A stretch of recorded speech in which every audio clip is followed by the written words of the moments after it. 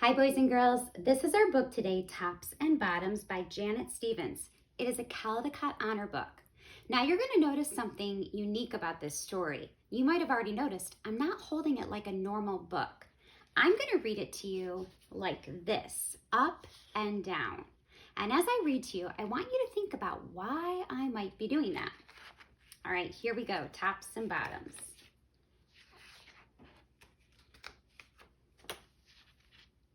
Once upon a time, there lived a very lazy bear who had lots of money and lots of land.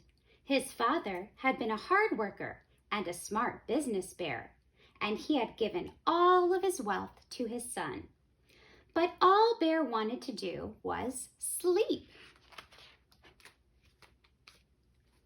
Not far down the road lived a hare. Although Hare was clever, he sometimes got into trouble. He had once owned land too, but now he had nothing. He had lost a risky bet with a tortoise and had sold all of his land to Bear to pay off the debt. Hare and his family were in very bad shape. "The children are so hungry, Father Hare. We must think of something," Mrs. Hare cried one day. So Hare and Mrs. Hare put their heads together and cooked up a plan. The next day, Hare hopped down the road to Bear's house. Bear, of course, was asleep. "Hello, Bear! Wake up! It's your neighbor Hare, and I have an idea." Bear opened one eye and grunted. "We can be business partners," Hare said.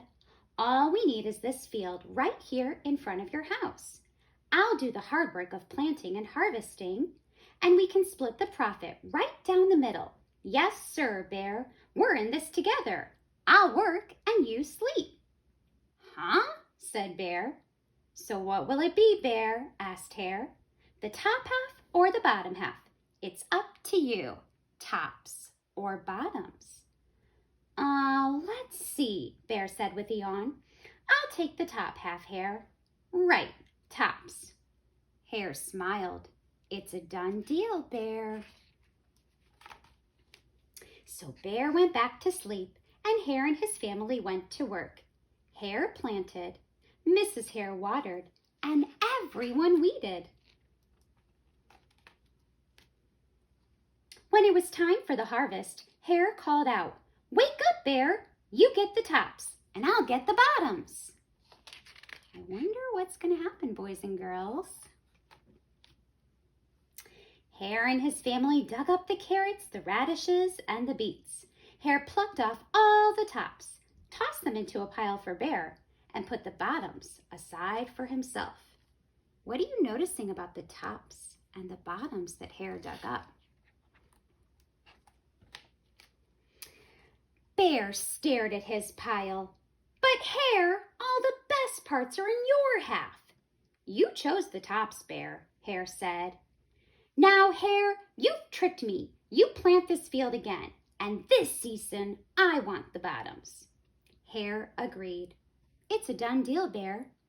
Boys and girls, Bear was very unhappy with the tops, even though he chose them. He felt like he had been tricked. Now he insists on having the bottoms. I wonder what the Hare will do. Think about what you've learned so far about Hare. Can you make a prediction about what's going to happen next in the story? All right, let's find out. So Bear went back to sleep, and Hare and his family went to work. They planted, watered, and weeded. When it was time for the harvest, Hare called out, "Wake up, Bear! You get the bottoms, and I get the tops." Hare and his family gathered up the lettuce, the broccoli, and the celery. Hare pulled off the bottoms for Bear and put the tops in his own pile. Boys and girls, once again, look at the tops. Look at the bottoms. What are you noticing? How are these crops different? Bear looked at his pile and scowled. "Hare, you have cheated me again." But Bear," Hare said, "you wanted the bottoms this time." Bear growled. You plant this field again, Hare. You've tricked me twice, and you owe me 1 season of both tops and bottoms. You're right, poor old Bear, sighed Hare. It's only fair that you get both tops and bottoms this time. It's a done deal, Bear. I wonder what will happen next.